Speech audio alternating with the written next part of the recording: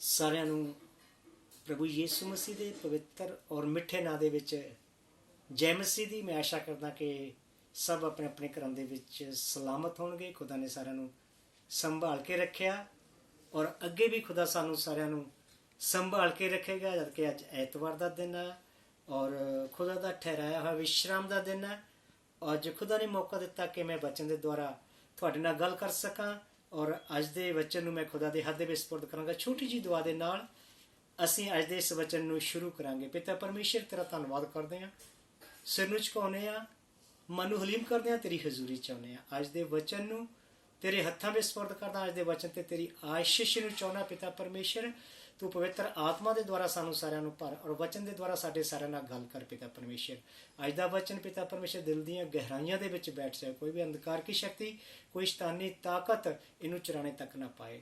ਪਵਿੱਤਰ ਆਤਮਾ ਸਾਡੀ ਸਹਾਇਤਾ, ਸਾਡੀ ਮਦਦ ਕਰ। ਸਭ ਕੁਝ ਤੇਰਾ ਆ, ਸਭ ਕੁਝ ਤੇਰੀ ਮਹਿਮਾ ਲਈ ਹੋਵੇ। ਆਮੇਨ। ਖੁਦਾ ਦੇ ਵਚਨ ਦੇ ਵਿੱਚ ਜਾਵਾਂਗੇ ਆਪਾਂ। ਇਫਸੀਆਂ ਦੀ ਕਿਤਾਬ ਉਹਦਾ 5 ਅਧਿਆਏ ਔਰ ਉਹਦੀ 16 ਐਤ ਦੇ ਵਿੱਚ ਅਸੀਂ ਪੜਾਂਗੇ। ਵਚਨ ਦੇ ਵਿੱਚ ਲਿਖਿਆ ਆ, ਅਫਸਰ ਕੋ ਬਹੁ ਮੁੱਲਿਆ ਸਮਝੋ ਕਿਉਂਕਿ ਦਿਨ ਬੁਰੇ ਆ। ਔਰ ਪੌਲਸ ਇਸ ਜਗ੍ਹਾ ਸਾਨੂੰ ਕਹਿੰਦਾ ਖੁਦਾ ਵੱਲੋਂ ਮਿਲੇ ਹੋਏ ਸਮੇਂ ਦਾ, ਖੁਦਾ ਵੱਲੋਂ ਮਿਲੇ ਹੋਏ ਮੌਕੇ ਦਾ ਸਾਨੂੰ ਸਹੀ ਇਸਤੇਮਾਲ ਕਰਨਾ ਚਾਹੀਦਾ ਆ, ਸਹੀ ਉਪਯੋਗ ਕਰਨਾ ਚਾਹੀਦਾ ਆ। ਇਹਦਾ ਮਤਲਬ ਹੈ ਕਿ ਸਾਨੂੰ ਖੁਦਾ ਨੂੰ ਖੁਸ਼ ਕਰਨ ਦੇ ਕਿਸੇ ਵੀ ਮੌਕੇ ਨੂੰ, ਕਿਸੇ ਵੀ ਸਮੇਂ ਨੂੰ ਵਿਅਰਥ ਨਹੀਂ ਗਵਾਉਣਾ ਚਾਹੀਦਾ। ਔਰ ਸਾਨੂੰ ਹਰ ਇੱਕ ਸਮੇਂ ਦਾ ਔਰ ਹਰ ਇੱਕ ਮੌਕੇ ਦਾ ਔਰ ਪੂਰਾ ਲਾਭ, ਪੂਰਾ ਫਾਇਦਾ ਉਠਾਉਣਾ ਚਾਹੀਦਾ। ਕਿ ਇੱਕ ਵਾਰ ਸਮਾਂ ਹੱਥ ਤੋਂ ਨਿਕਲ ਜਾਵੇ ਪਰ ਉਹ ਸਮਾਂ ਫਿਰ ਵਾਪਸ ਕਦੇ ਨਹੀਂ ਆਉਂਦਾ। ਖੋਇਆ ਹੋਇਆ ਮੌਕਾ ਫਿਰ ਵਾਪਸ ਨਹੀਂ ਆਉਂਦਾ। ਦੂਸਰਾ ਮੌਕਾ ਮਿਲ ਸਕਦਾ ਆ ਪਰ ਜਿਹੜਾ ਖੋਇਆ ਹੋਇਆ ਮੌਕਾ ਆ ਉਹ ਸਾਨੂੰ ਫਿਰ ਦੁਬਾਰਾ ਨਹੀਂ ਮਿਲ ਸਕਦਾ, ਉਹ ਫਿਰ ਵਾਪਸ ਨਹੀਂ ਆ ਸਕਦਾ। ਔਰ ਬੁੱਧੀਮਾਨ ਸਮਝਦਾਰ ਲੋਕ ਇਸ ਗੱਲ ਦਾ ਵਿਚਾਰ ਕਰਦਾ ਆ ਕਿ ਉਹ ਆਪਣੇ ਸਮੇਂ ਦਾ ਸਹੀ ਉਪਯੋਗ ਕਿਸ ਤਰ੍ਹਾਂ ਕਰ ਸਕਦਾ ਆ। ਸਮਾਂ ਖੁਦਾ ਦੇ ਵੱਲੋਂ ਦਿੱਤਾ ਗਿਆ ਇੱਕ ਵਰਦਾਨ ਹੈ, ਸਾਨੂੰ ਉਸ ਨੂੰ ਵਿਅਰਥ ਨਹੀਂ ਗਵਾਉਣਾ ਚਾਹੀਦਾ। ਅਸੀਂ ਆਪਣੇ ਸਮੇਂ ਦਾ ਬੁੱਧੀ ਅਤੇ ਸਮਝਦਾਰੀ ਨਾਲ ਉਪਯੋਗ ਸਾਨੂੰ ਉਹਨਾਂ ਦਾ ਕਰਨਾ ਚਾਹੀਦਾ ਆ। ਔਰ ਇੱਕ ਦਿਨ ਖੁਦਾ ਸਾਡੇ ਕੋਲੋਂ ਇਸ ਗੱਲ ਦਾ ਵੀ ਹਿਸਾਬ ਮੰਗੇਗਾ ਕਿ ਅਸੀਂ ਆਪਣੇ ਜੀਵਨ ਦੇ ਵਿੱਚ ਸਮੇਂ ਦਾ ਕਿਸ ਤਰੀਕੇ ਨਾਲ ਉਪਯੋਗ ਕੀਤਾ ਆ ਔਰ ਉਸ ਮੌਕੇ ਦਾ ਜੋ ਖੁਦਾ ਨੇ ਸਾਨੂੰ ਦਿੱਤਾ ਆ ਉਹਦਾ ਕਿਸ ਤਰੀਕੇ ਨਾਲ ਉਪਯੋਗ ਕੀਤਾ ਆ। ਕਿਉਂਕਿ ਦਿਨ ਬੁਰੇ ਹੈ, ਮਤਲਬ ਇਸ ਧਰਤੀ ਦੇ ਉੱਪਰ ਇਨਸਾਨ ਦੇ ਦਿਨ ਦੁੱਖ ਅਤੇ ਵਿਪਤਾ ਨਾਲ ਭਰੇ ਹੋਏ ਹਨ। ਪੌਲਸ ਦੇ ਸਮੇਂ ਵਿੱਚ ਵੀ ਖਾਸ ਤੌਰ ਪਰ ਅਨੇਕ ਮਸੀਹਾਂ ਨੂੰ ਜੇਲ੍ਹ ਵਿੱਚ ਪਾਇਆ ਗਿਆ, ਸਤਾਇਆ ਗਿਆ, ਮੌਤ ਦੀ ਸਜ਼ਾ ਦਿੱਤੀ ਗਈ। ਇਸ ਲਈ ਉਹ ਕਹਿੰਦਾ ਹੈ ਕਿ ਜਦ ਤੱਕ ਮਸੀਹ ਦੇ ਕੋਲ ਔਰ ਮਸੀਹ ਦੇ ਲੋਕਾਂ ਦੇ ਕੋਲ ਪਰਮੇਸ਼ਰ ਦੀ ਸੇਵਾ ਕਰਨ ਦਾ ਸਮਾਂ ਆ, ਮੌਕਾ ਆ, ਔਰ ਇਸ ਮੌਕੇ ਨੂੰ ਸਾਨੂੰ ਵਿਅਰਥ ਨਹੀਂ ਗਵਾਉਣਾ ਚਾਹੀਦਾ ਔਰ ਇਸ ਮੌਕੇ ਦਾ ਸਾਨੂੰ ਪੂਰਾ ਫਾਇਦਾ ਉਠਾਉਣਾ ਚਾਹੀਦਾ ਆ। ਔਰ ਪਰਮੇਸ਼ਰ ਦੇ ਵੱਲੋਂ ਦਿੱਤੇ ਹੋਏ ਸਮੇਂ ਦਾ ਸਾਨੂੰ ਪਰਮੇਸ਼ਰ ਦੀ ਸੇਵਾ ਕਰਨ ਦਾ ਔਰ ਪੂਰਾ ਸਮਾਂ ਜਿਹੜਾ ਆ ਉਹ ਸਾਨੂੰ ਪਰਮੇਸ਼ਰ ਦੀ ਸੇਵਾ ਦੇ ਵਿੱਚ ਲਗਾਉਣਾ ਚਾਹੀਦਾ। ਸਾਨੂੰ ਖੁਦਾ ਨੇ ਬਹੁਤ ਸਮਾਂ ਦਿੱਤਾ ਆ, ਸਾਨੂੰ ਇਸ ਸਮੇਂ ਨੂੰ ਕਦੇ ਵੀ ਵਿਅਰਥ ਨਹੀਂ ਗਵਾਉਣਾ ਚਾਹੀਦਾ ਆ। ਔਰ ਸਾਨੂੰ ਪਰਮੇਸ਼ਰ ਵੱਲੋਂ ਮਿਲੇ ਹੋਏ ਪਰਮੇਸ਼ਰ ਦੀ ਆਰਾਧਨਾ ਦਾ ਸਮੇਂ ਨੂੰ ਬਿਲਕੁਲ ਉਸੇ ਤਰੀਕੇ ਨਾਲ ਯੂਜ਼ ਕਰਨਾ ਚਾਹੀਦਾ ਜਿਸ ਤਰੀਕੇ ਨਾਲ ਖੁਦਾ ਨੇ ਸਾਨੂੰ ਉਹ ਸਮਾਂ ਦਿੱਤਾ ਆ। ਔਰ ਅਸੀਂ ਖੁਦਾ ਦੀ ਆਰਾਧਨਾ ਦਾ ਸਮਾਂ ਬਿਲਕੁਲ ਨਾ ਗਵਾਈਏ, ਵਚਨ ਨੂੰ ਪੜ੍ਹਨ ਦਾ ਸਮਾਂ ਬਿਲਕੁਲ ਨਾ ਗਵਾਈਏ, ਦੁਆ ਕਰਨ ਦਾ ਸਮਾਂ ਬਿਲਕੁਲ ਨਾ ਗਵਾਈਏ, ਉਹਦੀ ਸਤੁਤੀ ਕਰਨ ਦਾ, ਉਹਦੀ ਮਹਿਮਾ ਕਰਨ ਦਾ, ਉਹਦੀ ਤਾਰੀਫ ਕਰਨ ਦਾ ਸਮਾਂ ਜੋ ਸਾਨੂੰ ਖੁਦਾ ਨੇ ਦਿੱਤਾ ਆ ਅਸੀਂ ਉਹਨੂੰ ਬਿਲਕੁਲ ਵੀ ਨਾ ਗਵਾਈਏ। ਹਰ ਸਮੇਂ ਦਾ ਅਸੀਂ ਸਹੀ ਉਪਯੋਗ ਕਰੀਏ। ਮੇਰਾ ਕਹਿਣ ਦਾ ਮਤਲਬ ਆ ਕਿ ਖੁਦਾ ਦੇ ਵਿੱਚ ਹਰ ਸਮਾਂ ਸਾਨੂੰ ਖੁਦਾ ਦੇ ਵਿੱਚ ਬਤੀਤ ਕਰਨਾ ਚਾਹੀਦਾ ਆ। ਕਿਉਂਕਿ ਪਤਾ ਹੀ ਆ ਕਿ ਅਸੀਂ ਅੱਜ ਜਿਹੜਾ ਆ ਉਹ ਲੋਕਡਾਊਨ ਦੇ ਵਿੱਚ ਚੱਲ ਰਹੇ ਹਾਂ, ਆਪਣੇ ਘਰਾਂ ਦੇ ਵਿੱਚ ਅਸੀਂ ਬੰਦ ਆ। ਇਸ ਲੋਕਡਾਊਨ ਵਿੱਚ ਅਸੀਂ ਬਹੁਤ ਕੁਝ ਸਿੱਖਿਆ ਆ ਔਰ ਬਹੁਤ ਕੁਝ ਬਦਲ ਗਿਆ ਆ। ਇਸ ਲੋਕਡਾਊਨ ਨੇ ਸਾਨੂੰ ਬਹੁਤ ਕੁਝ ਦਿੱਤਾ ਆ। ਕੁਝ ਫੁਰਸਤ ਦੇ ਪਲ ਆਪਣੇ ਪਰਿਵਾਰ ਦੇ ਨਾਲ ਰਹਿਣ ਦੇ ਲਈ ਔਰ ਕੁਝ ਫੁਰਸਤ ਦੇ ਪਲ ਆਪਣੇ ਮੰਮੀ ਪਾਪਾ ਦੇ ਨਾਲ ਰਹਿਣ ਦੇ ਲਈ ਔਰ ਕੁਝ ਚੈਨ ਦੇ ਪਲ ਆਪਣੇ ਘਰ ਵਾਲੀ ਆਪਣੇ ਬੱਚਿਆਂ ਦੇ ਨਾਲ ਰਹਿਣ ਲਈ ਔਰ ਕੁਝ ਚੈਨ ਦੇ ਪਲ ਉਸ ਖੂਬਸੂਰਤ ਕੋਠੀ ਦੇ ਵਿੱਚ ਜਿਹਦੇ ਲਈ ਅਸੀਂ ਦਿਨ ਰਾਤ ਮਿਹਨਤ ਕੀਤੀ ਆ, ਹੁਣ ਤੱਕ ਮਿਹਨਤ ਕਰਦੇ ਆ ਉਹਦੇ ਵਿੱਚ ਰਹਿਣ ਦੇ ਲਈ। ਪਰ ਹੁਣ ਤੱਕ ਸਾਡੇ ਕੋਲ ਸਮਾਂ ਨਹੀਂ ਸੀਗਾ ਕਿ ਆਪਣੇ ਬੱਚਿਆਂ ਦਾ ਸਮੇਂ ਨੂੰ ਬਤੀਤ ਕਰ ਸਕੀਏ, ਆਪਣੇ ਪਰਿਵਾਰ ਦੇ ਨਾਲ ਸਮੇਂ ਨੂੰ ਬਤੀਤ ਕਰੀਏ, ਆਪਣੇ ਮੰਮੀ ਪਾਪਾ ਦੇ ਨਾਲ ਸਮੇਂ ਨੂੰ ਬਤੀਤ ਕਰ ਸਕੀਏ। ਔਰ ਉਸ ਕੋਠੀ ਜਿਹੜੀ ਅਸੀਂ ਦਿਨ ਰਾਤ ਮਿਹਨਤ ਕਰਕੇ ਬਣਾਈ ਆ ਉਹਦੇ ਵਿੱਚ ਅਸੀਂ ਅੱਜ ਤੱਕ ਸਕੂਨ ਦੇ ਨਾਲ, ਚੈਨ ਦੇ ਨਾਲ ਰਹਿ ਕੇ ਨਹੀਂ ਦੇਖਿਆ। ਪਰ ਉਸ ਆਸਮਾਨ ਦੇ ਖੁਦਾ ਨੇ ਸਾਨੂੰ ਅੱਜ ਸਮਾਂ ਦਿੱਤਾ ਆ ਕਿ ਅਸੀਂ ਉਹਦੇ ਵਿੱਚ ਚੈਨ ਨਾਲ ਰਹਿ ਸਕੀਏ, ਉਹਦੇ ਵਿੱਚ ਅਸੀਂ ਆਰਾਮ ਦੇ ਨਾਲ ਰਹਿ ਸਕੀਏ। ਕੁਝ ਪਲ ਜੋ ਖੁਦਾ ਨੇ ਸਾਨੂੰ ਆਰਾਮ ਦੇ ਦਿੱਤੇ ਆ ਕਿ ਉਸ ਪਵਿੱਤਰ ਖੁਦਾ ਦੇ ਨਾਲ ਜਿਹਨੇ ਸਾਨੂੰ ਬਣਾਇਆ ਆ। ਅੱਜ ਤੱਕ ਸਾਡੇ ਕੋਲ ਸਭ ਕੋਈ ਟਾਈਮ ਨਹੀਂ ਸੀਗੀ ਉਸ ਆਸਮਾਨ ਦੇ ਖੁਦਾ ਦੀ ਮਹਿਮਾ ਕਰਨ ਦਾ, ਉਸ ਆਸਮਾਨ ਦੇ ਖੁਦਾ ਦੀ ਤਾਰੀਫ ਕਰਨ ਦਾ, ਉਸ ਆਸਮਾਨ ਦੇ ਖੁਦਾ ਦੀ ਬੰਦਗੀ ਵਿੱਚ ਆਉਣ ਦਾ, ਕਿਉਂਕਿ ਅਸੀਂ ਸਭ ਇਸ ਲੋਕਡਾਊਨ ਤੋਂ ਪਹਿਲਾਂ ਆਪਣੇ ਆਪਣੇ ਕੰਮਾਂ ਦੇ ਵਿੱਚ ਬਹੁਤ ਬਿਜੀ ਤੇ ਆਪਣੇ ਬਿਜ਼ਨਸ ਦੇ ਵਿੱਚ ਬਹੁਤ ਬਿਜੀ ਸੀਗੇ ਔਰ ਹਰ ਕੰਮ ਦੇ ਵਿੱਚ ਬਿਜੀ ਸੀ। ਸਾਡੇ ਕੋਲ ਚਰਚ ਜਾਣ ਦਾ ਕੋਈ ਵੀ ਸਮਾਂ ਨਹੀਂ ਸੀਗਾ, ਪਰ ਆਸਮਾਨ ਦੇ ਖੁਦਾ ਨੇ ਇਸ ਲੋਕਡਾਊਨ ਦੇ ਦੌਰਾਨ ਸਾਨੂੰ ਬਹੁਤ ਅੱਛਾ ਦਿੱਤਾ ਆ ਕਿ ਅਸੀਂ ਇਸ ਸਮੇਂ ਨੂੰ, ਇਸ ਅਵਸਰ ਨੂੰ ਵਿਅਰਥ ਨਾ ਗਵਾਈਏ। ਇਹ ਸਮਾਂ ਉਸ ਆਸਮਾਨ ਦੇ ਖੁਦਾ ਦੀ ਬੰਦਗੀ ਦੇ ਵਿੱਚ ਔਰ ਉਹਦੀ ਹਜ਼ੂਰੀ ਦੇ ਵਿੱਚ ਅਸੀਂ ਉਹਦਾ ਧੰਨਵਾਦ ਕਰਨ ਦੇ ਵਿੱਚ, ਅਸੀਂ ਉਹਨੂੰ ਖੁਸ਼ ਕਰਨ ਦੇ ਵਿੱਚ ਇਹ ਸਮਾਂ ਬਤੀਤ ਕਰੀਏ, ਕਿਉਂਕਿ ਇਸ ਤੋਂ ਪਹਿਲਾਂ ਸਾਡੇ ਕੋਲ ਕੋਈ ਵੀ ਸਮਾਂ ਨਹੀਂ ਸੀਗਾ ਕਿ ਅੱਜ ਸਾਡੇ ਕੋਲ ਸਮਾਂ ਆ ਕਿ ਉਸ ਆਸਮਾਨ ਦੇ ਖੁਦਾ ਨੇ ਸਾਨੂੰ ਆਪਣੀ ਮਹਿਮਾ, ਆਪਣੀ ਸੇਵਾ ਦੇ ਲਈ ਬਣਾਇਆ, ਸਿਰਜਿਆ ਆ। ਅਸੀਂ ਉਸ ਆਸਮਾਨ ਦੇ ਖੁਦਾ ਦੀ ਮਹਿਮਾ ਨੂੰ, ਉਹਦੀ ਸੇਵਾ ਨੂੰ ਕਰੀਏ। ਆਪਣੇ ਕੰਮਾਂ ਕਰਨ ਦੇ ਵਿੱਚ ਅਸੀਂ ਇੰਨੇ ਬਿਜੀ ਹੋ ਗਏ ਸੀਗੇ ਕਿ ਸਾਡੇ ਕੋਲ ਖੁਦਾ ਦੇ ਘਰ ਦੇ ਵਿੱਚ ਜਾਣ ਦਾ, ਉਹਦੀ ਮਹਿਮਾ, ਉਹਦੀ ਤਾਰੀਫ ਕਰਨ ਦਾ ਸਾਡੇ ਕੋਲ ਕੋਈ ਵੀ ਸਮਾਂ ਨਹੀਂ ਸੀ। ਅੱਜ ਸਾਡੇ ਕੋਲ ਖੁੱਲਾ ਸਮਾਂ ਆ, ਖੁੱਲਾ ਟਾਈਮ ਆ ਕਿ ਉਸ ਆਸਮਾਨ ਦੇ ਖੁਦਾ ਦੇ ਨਾਲ ਅਸੀਂ ਸਮੇਂ ਨੂੰ ਬਤੀਤ ਕਰ ਸਕੀਏ। ਉਸ ਆਸਮਾਨ ਦੇ ਖੁਦਾ ਦੀ ਅਸੀਂ ਆਰਾਧਨਾ ਕਰ ਸਕੀਏ, ਉਹਦੀ ਸਤੁਤੀ ਕਰ ਸਕੀਏ, ਉਹਦੀ ਪ੍ਰੇਜ਼ ਕਰ ਸਕੀਏ, ਉਹਦੀ ਮਹਿਮਾ ਕਰ ਸਕੀਏ, ਵਚਨ ਨੂੰ ਪੜ੍ਹ ਸਕੀਏ ਔਰ ਦੁਆ ਨੂੰ ਕਰ ਸਕੀਏ। ਅੱਜ ਅਸੀਂ ਇਸ ਸਮੇਂ ਨੂੰ ਵਿਅਰਥ ਨਾ ਗਵਾਈਏ, ਕਿਉਂਕਿ ਸਮਾਂ ਬਹੁਤ ਕੀਮਤੀ ਆ, ਸਵਾ ਬਹੁ ਮੁੱਲਿਆ ਆ। ਬੇਸ਼ੱਕ ਦਿਨ ਬੁਰੇ ਆ, ਪਰ ਬੁਰੇ ਦਿਨ ਨਹੀਂ ਮੈਂ ਕਹਿ ਸਕਦਾ, ਕਿਉਂਕਿ ਇਹ ਮਸੀਹਾਂ ਦੇ ਲਈ ਇੱਕ ਚੰਗੇ ਦਿਨ ਆ ਕਿ ਇਹ ਸਮਾਂ ਉਸ ਆਸਮਾਨ ਦੇ ਖੁਦਾ ਦੇ ਲਈ ਅਸੀਂ ਬਤੀਤ ਕਰ ਸਕੀਏ, ਉਹਦੀ ਬੰਦਗੀ, ਉਹਦੀ ਆਰਾਧਨਾ, ਉਹਦੀ ਸਤੁਤੀ ਕਰ ਸਕੀਏ। ਕਿਤੇ ਅਸੀਂ ਇਕੱਲੇ ਬੈਠ ਕੇ ਆਰਾਧਨਾ ਕਰਦੇ ਸੀਗੇ ਔਰ ਇਕੱਲੇ ਬੈਠ ਕੇ ਅਸੀਂ ਦੁਆ ਕਰਦੇ ਸੀਗੇ।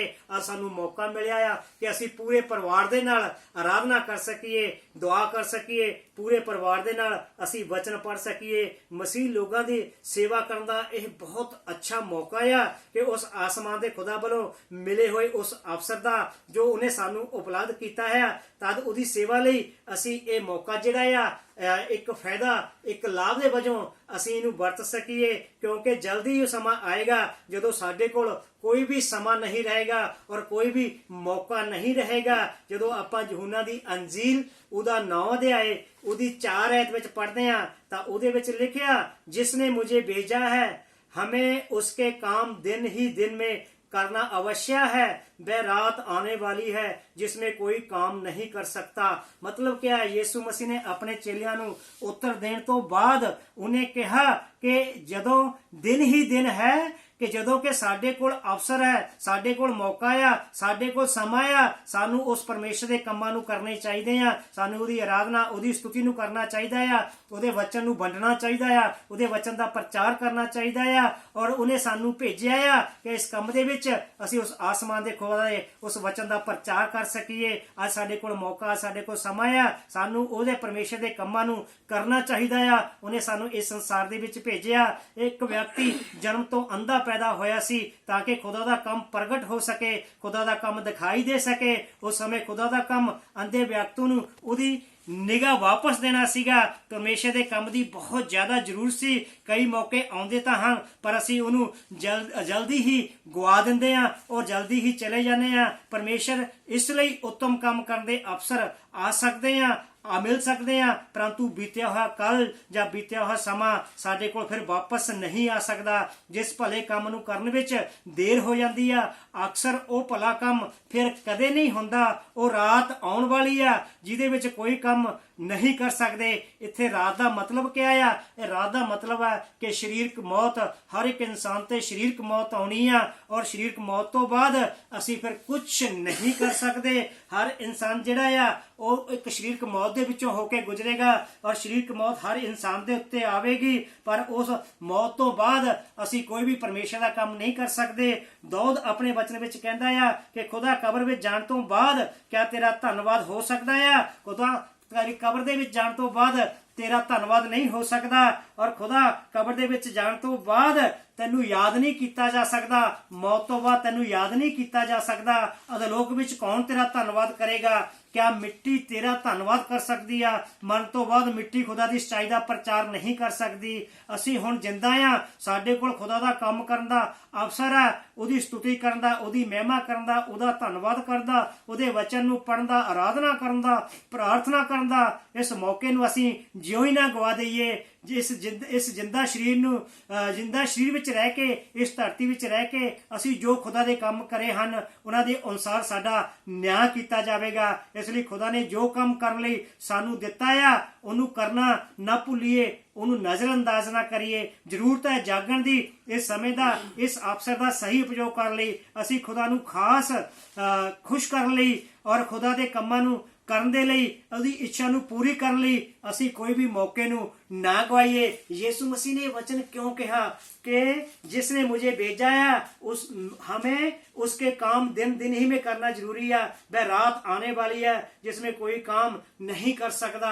उन्हें कहा कि पिता ने मैनू इस संसार दे विच भेजा, मैं अपने पिता के काम नू सही तरीके नाल करा, क्योंकि समा आ कि मैं इस अंधे नू अखां दवां, क्योंकि इस मौके नू मैं कदे भी ना गवावां, क्योंकि उस आसमान के खुदा ने मैनू जो समा दिता उहदा मैं सही इस्तेमाल करा। उस आसमान के खुदा ने सानू जो सही इस्तेमाल करने लई कहा आ और साडा सही समा दिता आ, असी उहदा बिल्कुल सही तरीके नाल इस्तेमाल करिए। यीशु मसीह की तरह असी कोई भी अवसर नू ना गवाइए, कोई भी मौके नू असी ना गवाइए। उस आसमान के खुदा की आराधना करिए, स्तुति करिए और यीशु को सानू इन्हां समय दे सही उपयोग करना सीख लेना चाहिए आ कि असी किस तरह समय का सही उपयोग करना आ, ताकि खुदा वालों मिले हुए समय का असी पूरा पूरा लाभ उठा सकीए। क्योंकि अज साडे कोल बहुत समय आ अपने परिवार नाल समा बतीत करन दा और वचन पढ़न दा, आराधना करन दा, स्तुति करन दा, उहदी महिमा करन दा।